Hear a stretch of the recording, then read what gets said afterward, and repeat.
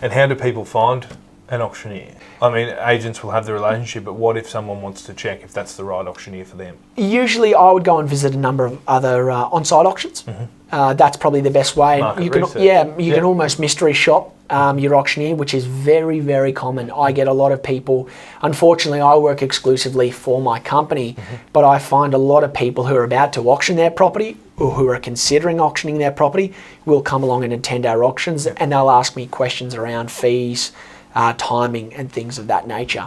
The other, of course, a Google search, having a chat with some local agents who seems to be the auctioneer who's doing most of the business.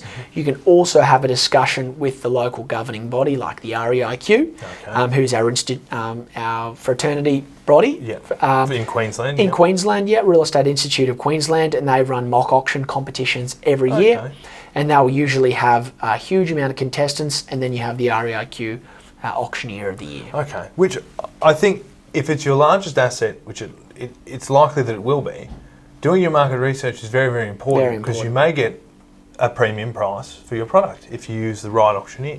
Well, every auctioneer has to start somewhere, but of course, if you're selling your house, you want someone who's able to perform on the day because it's a high pressure environment. Excellent.